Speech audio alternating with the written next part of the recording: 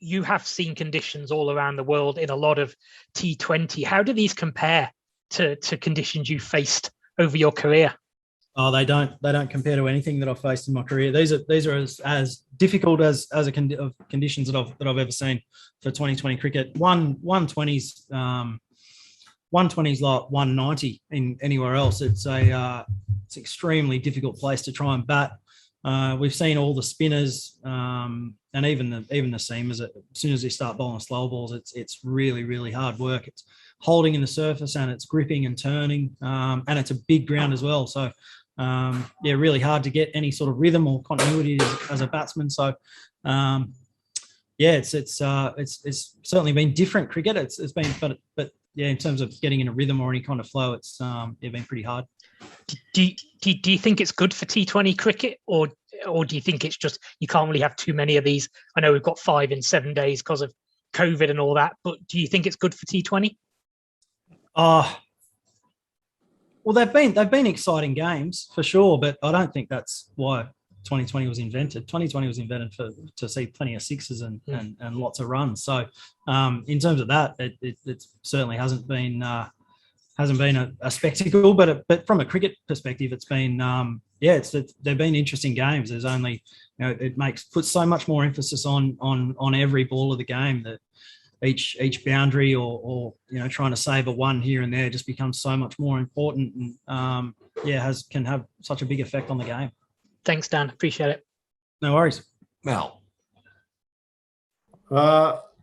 Dan, well done. Did you, when you're out there and with the conditions that you played in there, how are they compared to the UAE, where the T20 World Cup is going to be played, and is playing in those sorts of conditions really any useful preparation for batsmen going into the UAE? Good question. I don't think they're going to be anything like it. Having played a little bit in the UAE, I think we'll get, say, somewhere like Sharjah, where you get a bit of dew at night time, and it's quite a small ground, so it's a 220 can be a winning score there. Maybe at Dubai or Abu Dhabi, they might be a bit slower, but they're still sort of 170, 180 wickets normally. So I don't think we're going to see too much of that over there. In saying that, though, there's an IPL on before the World Cup, so there might be some worn tracks, but I think they're pretty used to getting them back up for games there. So I think there's certainly been things we can take out of these games from a batting perspective. You have to be so precise with your plans and your technique and trying to score runs in these conditions. It's been great for the spinners. Our spinners have got a lot of confidence out of the way they've bowled, and also it's meant that our seamers have had to work a lot on their slower balls and as well to be effective here. So certainly some things we can take from this tour. Yeah. But just in terms of there's no like-for-like direct comparison on what you could expect. I don't think so, Mel. No, I don't think we're going to have any. I highly doubt that we're going to have any grounds in the UAE where 120 is going to be a winning score. Yep. No worries, mate. Thanks. No worries. Mel Farrell. Hey, Dan, I'm just wondering how you've sort of seen this tour for yourself personally. You've been back in the ODI side. There have been times when it's felt like perhaps you haven't had as much time out there with the bat in particular to be able to perhaps stake your claim and with the ball sometimes as well. So what have you made of this series for you or this tour for you personally? Yeah, you're right. It has been a little bit stop-start for me, but I think that's just the nature of the format and the role that I play. It's generally coming in towards the end and bowling some overs in the middle. So it's not always it's not an easy role to get any kind of continuity in. So it's been I've really enjoyed. I've loved being back in the Australian team and being around the group and representing my country again. It's been awesome. So and you've just got to from a cricket perspective, I guess I've just got to keep training well and keep trying to prepare as well as I can, and when that opportunity arrives, I'm able to grab it. So yeah, I think it's just the nature of the format really that means that you can't I can't get that continuity, like I said. And just obviously, it must have been frustrating in the previous game, particularly with Mustafiz Rahman bowling the way he did, and really stifling you and Alex towards the end. Was there a sense, in a way, I guess, with the series lost and you coming in when you did, was there almost a sense of freedom in that, in just being able to go for it? Yeah, I guess, but that's these surfaces. We've been, well, apart from me getting a couple tonight, but no one's going at 6 and over has been a winning score pretty comfortably. So when I came in last night needing 12s against an old ball and 5 out on the fence, and it's a big ground as well. It was it's pretty hard work against Mustafiz. It probably doesn't get any more difficult than that at any level in anywhere in the world than facing that kind of bowling here. Thanks, Dan. Thanks, Mel. No worries. We'll finish off with Adrian and Warren. Adrian, you got some questions? Yep. Dan, well done. You've probably crossed paths with Shakib Al Hassan on a few occasions across all the different leagues you've played in there. Did you make a specific effort to target him, or was it just the time you came in?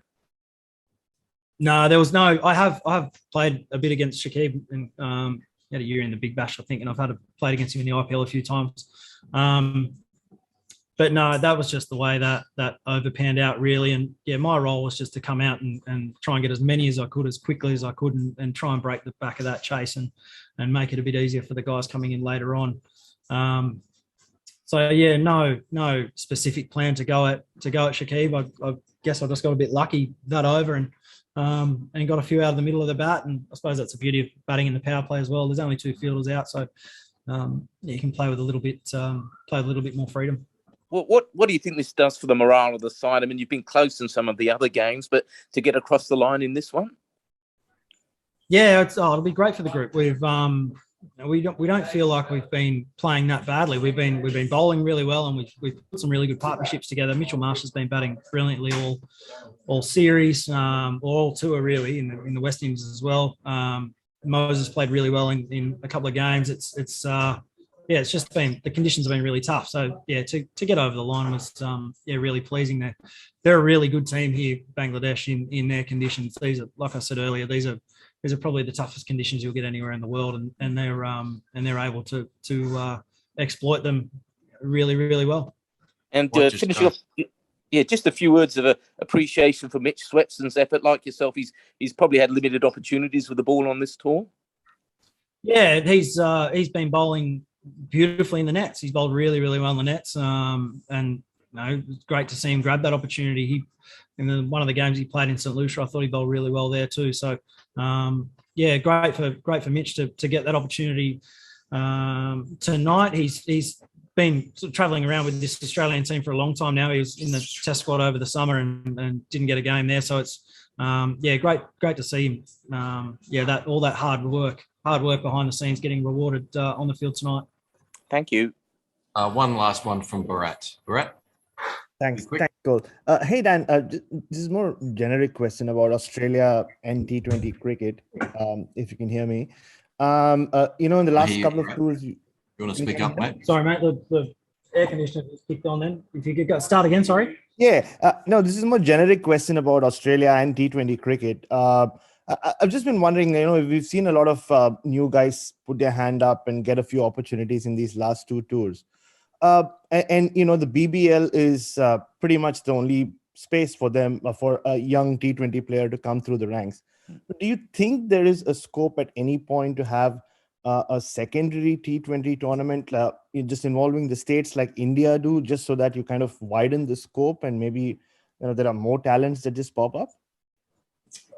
I don't think so, mate. It's our domestic schedule at home is pretty congested as it is with the Sheffield Shield, and even our one-day tournaments ended up having to shrink over the last few years due to the popularity and the size of the Big Bash. we do have a baby bash each year. Of actually, I'm not sure if that was on last year due to COVID, but normally that's on. That's like a second 11 comp, and but it's also made up of a few of the guys that don't play Sheffield Shield that are in the big bash. So I guess that's a chance for some of the guys to show their wares.